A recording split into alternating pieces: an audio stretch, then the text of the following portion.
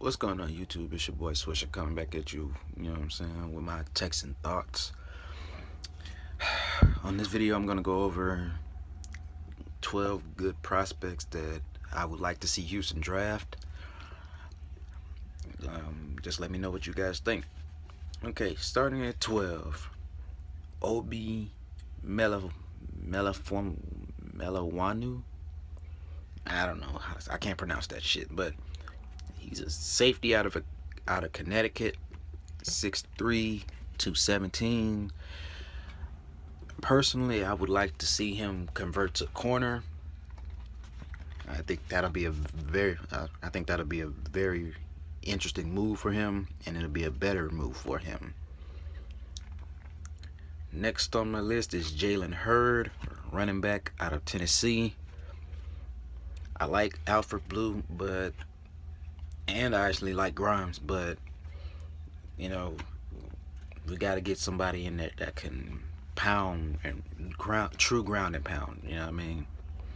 And this guy's not slow for a 240-pound, 6'4" running back. This kid's not slow.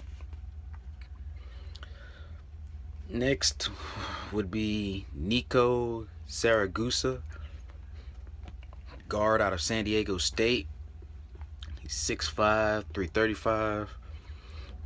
Reminds me a lot of Brandon Brooks with a little more oomph to him. You know what I mean? He's gonna punch you at the line and drive people back. Number 9 on my list is Josh Clemens, safety out of Louisville. He's 6'5", 212. I like this guy simply off of the fact of I like having rangy safeties. When balls are tipped up in the air and guys are moving around, with guys like Clemens, you don't have to just necessarily guys like him doesn't necessarily have to go for those diving catches. He can literally extend his arms, you know what I'm saying? If the ball is within his vicinity, he can pluck it out of the air, or he can pluck it out of the air on fade routes.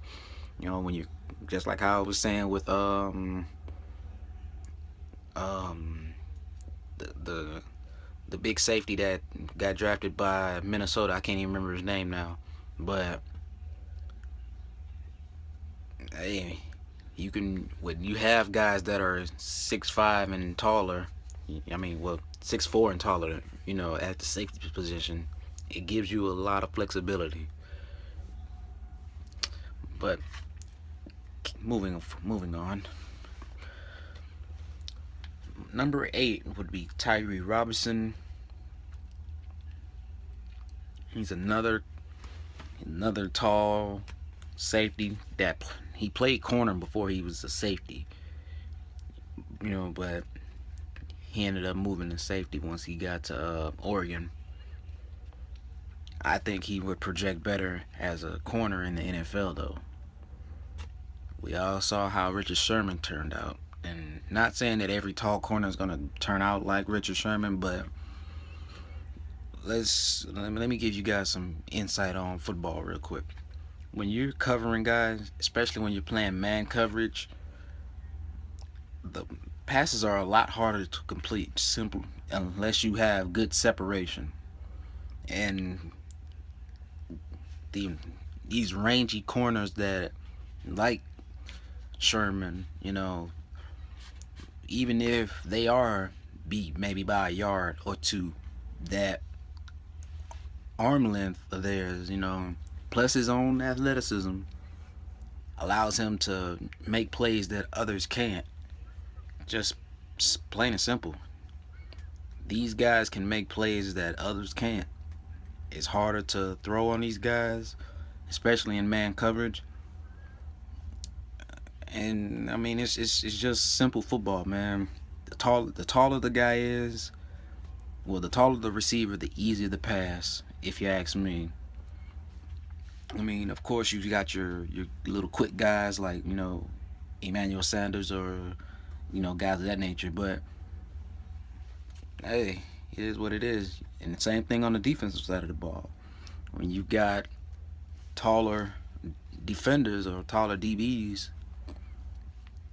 that actually have athleticism, it's hard to complete passes on them.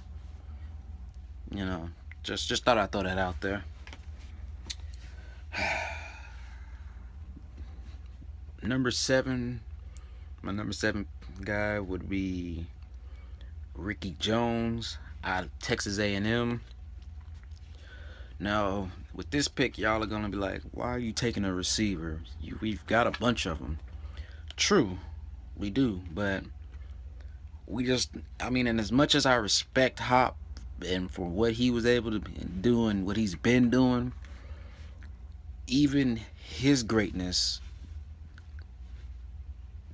you know, it doesn't, it helps, but DeAndre Hopkins is not, he's not 6'5", he's not just one of those polarizing receivers that, he can just, be lined up on guys like Sherman, and actually jump and compete and win those, jump ball situations.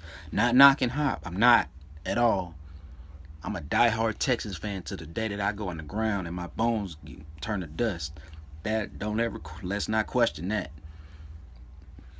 But like I said, for coverage wise, teams can game plan and attempt to take Hop out of the game. That's basically, so to say. With guys like Ricky Jones, he's 6'5", 235, and can run. Reminds me a lot of Devin Funchess. And hey, I'll take that. I'll take it. Shit. What hell? In this offense and with the way Brock is playing right now, it's obvious that he's not making the team better. He's not making the offense better. So let's play that in reverse and let's go and get guys that can make him better. Moving right along. My number 6 pick would be Zach Banner, offensive tackle out of USC. Now, he's 6'9". 6'9", yo. 360 pounds. They got him projected as a tackle. I see him better as a gateway guard, if so to say. Cause after watching after watching all of these linemen, not just Banner, these guys move people, man. And if you're lucky enough to get 2, if not all of these guys, then you have. Put it like this: if a team was to take a chance and go out and get the lineman that I've named and the next lineman that I'm gonna name, this line would officially be better than the Dallas Cowboys line, and that's saying a lot. Just keep that in mind. But yeah, man, Bannerman, he's 6'9", 360, can definitely move people at the point of attack, and he's not nice. He's not gonna be nice about it. He's gonna wanna, if he gets to the second level on a linebacker, it's time to eat, so to say. My number 5 pick would be Mike McGlinchey, offensive tackle out of Notre Dame. Now, if you haven't noticed, I like my linemen to be hulkish, big. I want road graders. I mean, don't get me wrong. These guys can refine and tune up their pass protection, but when it's all said and done, you got to be able to run the football to control the tempo of a football game, and that's what these hulkish motherfuckers will allow you to do. Plain and simple. Now, Mike, he gives you that hybrid lineman. He actually reminds me of Dwayne Brown. You know what I mean? In so many ways, he reminds me of Dwayne Brown. He got good power. Sorry about that. Got good power. He actually has good feet for a 6'7", 310-pound lineman.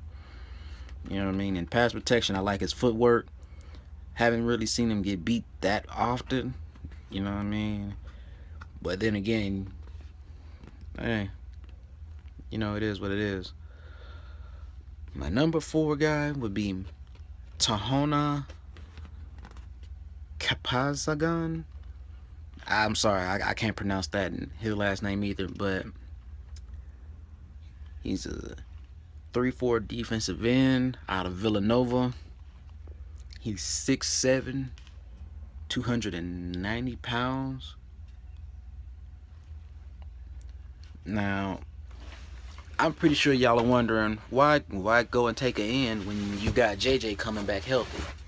Well, again, and I'm actually going to take a page from the Kansas City Chiefs on this one. Now, look at what they have on defense. They've already got good defense guys established, but these guys are also getting older. Much like what the same situation here in Houston. Guys are getting older, and there's nothing you can do about it. In another 4 years, we're going to be talking about JJ running up on 30. I mean, it's not going to really, I don't really see it, making his performance decline or anything like that. But I'm just saying, that's going to be the topic of discussion. Like, well, what are we going to do? JJ's running up on 30. Guys like this give you that quality depth.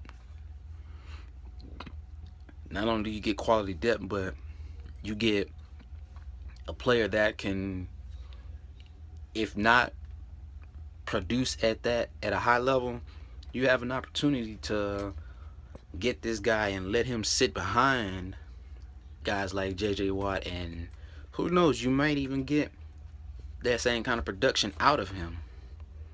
Just saying. I'm not saying this guy can be the next JJ Watt, but I mean, when you play with guys like Watt, you tend to play like him. Hey, all I can say is pick him and hope, and let's pray on that one, because we all know what JJ's produced, and we all know if you can get another one in the same mold, hey, I'll take it.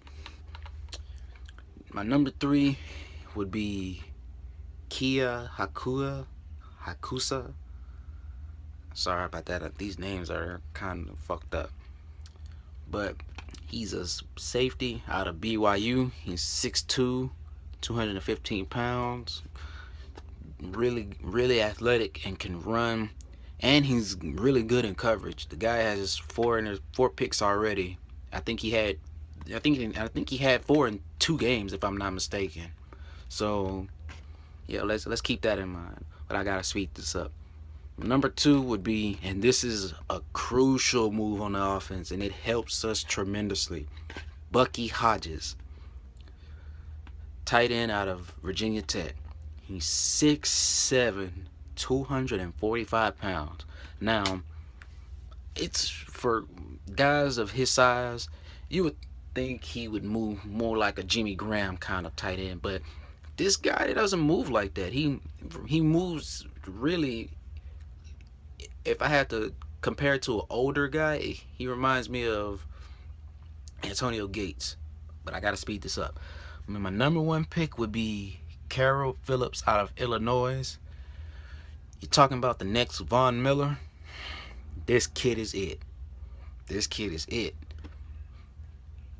If I'm Houston and if I'm looking at a first round person to take, I'm taking him, and I would be willing to bump a guy like Merciless on the inside and have him play next to Bernard McKinney. By the way, I would be trading Kush to acquire more picks, just so we can clarify and get that cleaned up.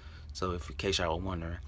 But my honorable mention would be Dan Skipper. But as usual, man, like, sub, and peace.